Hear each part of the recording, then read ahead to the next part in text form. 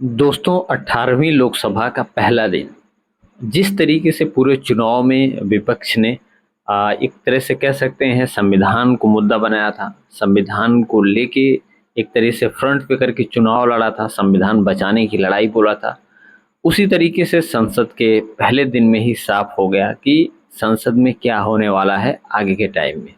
आज चूंकि संसद का पहला दिन था और कई लोगों ने शपथ ली प्रधानमंत्री के साथ साथ, और वहीं विपक्ष ने संविधान की कॉपी दिखाई। संविधान बाहर भी संविधान की कॉपी लेके थे और कह सकते हैं अब की बार बहुत बड़ी संख्या में एक मजबूत विपक्ष जो है सवाल करने के लिए प्रधानमंत्री या एनडीए के सामने होगा, जिसका जवाब प्रधानमंत्री और एनडीए को देना ही होगा।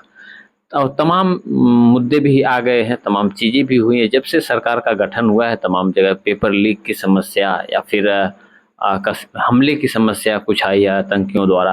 मतलब बहुत सारी चीज़ें जो है कि सोशल मीडिया पे या करें समाज में हो रही हैं, जिसका भी कहीं न कहीं विपक्ष जो है जवाब मांगेगा इस सरकार से। और सरकार वैसे भी आप कह सकते हैं अभी बहुत धर्म संकट की सरकार बनी हुई है। नीतीश चंद्रबाबू नायडू तमाम लोगों पे किसी को भी भरोसा नहीं है, जनता को या फिर नेताओं को या किसी को भरोसा नहीं कि ये सरकार से कब वापस हो जाए, कब पलटी मार लें। क्योंकि जहाँ पीएम मोदी ने अपने चुनाव में, अपने रैलियों में आरक्षण को लेके बहुत बड़ी बात कही थी, खासकर मुस्लिम आरक्षण की बात कही थी। उन्होंने हिंदुओं को साधने की कोशिश की थी, जहाँ पे उन्होंने कहा था कि ये लोग सबका आरक्षण जो है मुसलमानों को दे देंगे और मैं जब तक हूँ ऐसा होने नहीं दूंगा। वहीं अब की बार बहुत धर्म संकट की स्थिति बन गई है। चंद्रबाबू नायडू जो कि मुस्लिमों को आरक्षण देने की बात करते हैं, मस्जिदों पे पैसा या इमामों पे पैसा, उनको पैसा देने की बात कर रहे हैं, या फिर उनकी उनके जो वादे हैं इसी तरीके से हैं। तो किस तरीके से आखिर वो अपने राज्य को बजट देंगे केंद्र से लेके, और किस तरीके से पीएम मोदी उनको इन चीज़ों के लिए पैसा देंगे या केंद्र इन चीज़ों के लिए पैसा देगा, ये बातें पचने वाली नहीं है, ये बातें हजम भी नहीं होती हैं।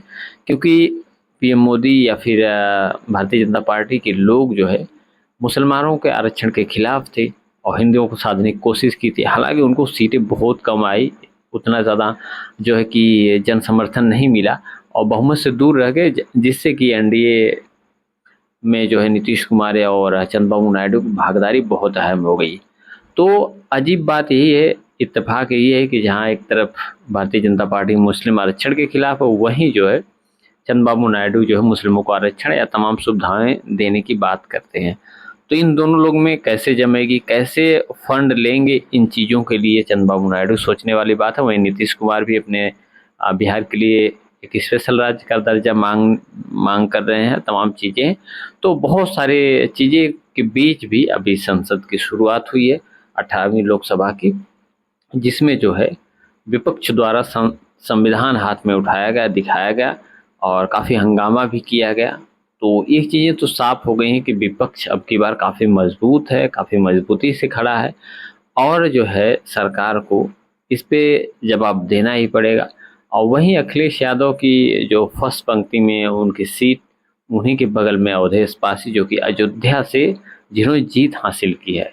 यूपी में अगर माना जाए तो जो अयोध्या की जीत है वो सबसे बड़ी जीत मानी जा रही है, क्योंकि कहीं न कहीं राम मंदिर को केंद्र में रख के चुनाव लड़ा जा रहा था भारतीय जनता पार्टी द्वारा और उससे बहुत ज़्यादा बेनिफिट उठाने की बात कही जा रही थी। लेकिन वहीं पे जहाँ पे मंदिर बना, जहाँ पे प्राण प्रतिष्ठा का कार्यक्रम हुआ, जो चुनाव से पहले भी और चुनाव के बीच भी तमाम राम मंदिर के मुद्दे या कौन गया कौन नहीं आया, कौन राम विरोधी हिंदू विरोधी, मतलब तमाम चीज़ों को एक केंद्र में रख के राम मंदिर पे, जहाँ तक मोदी जी की अगर बात करें तो उन्होंने भी वोट देने से पहले याद रखना कौन किसने मंदिर बनवाया, बहुत सारी चीज़ें कही जा रही थी। लेकिन इन सब का कोई असर नहीं हुआ और वहीं से जहाँ पे राम मंदिर बनाया गया वहीं से भारतीय जनता पार्टी हार गई। तो यूपी में सबसे बड़ी अगर हार की बात करें भारतीय जनता पार्टी की, तो वो अयोध्या की हार थी।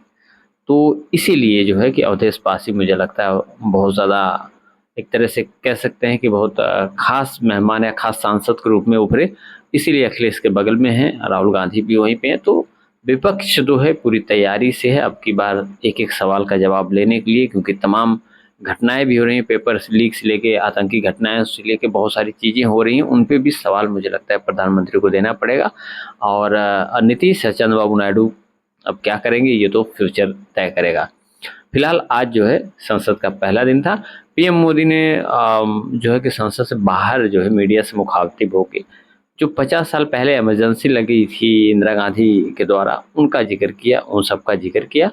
और लेकिन मुझे नहीं लगता कि इन सब बातों से अब काम चलने वाला है। जो पुरानी बातें उनसे काम नहीं चलना, जो सामने हो रही हैं चीज़ें, मुझे लगता है इससे बहुत ज़्यादा फर्क पड़ेगा और इन्हीं इन्हीं मुद्दों पे जो है विपक्ष इनसे सवाल करेगा और मुझे लगता है अगली बार जवाब देना पड़ेगा, क्योंकि जनता की आवाज़ बन के विपक्ष अगर मजबूती से उभरा है तो कहीं न कहीं जनता के प्रति जो जवाबदेही है प्रधानमंत्री की, वो सही तरीके से उनको देनी पड़ेगी या जो भी सरकार में उनको देना ही पड़ेगा। फिलहाल आप इस बारे में क्या राय रखते हैं? कमेंट सेक्शन में ज़रूर बताइएगा।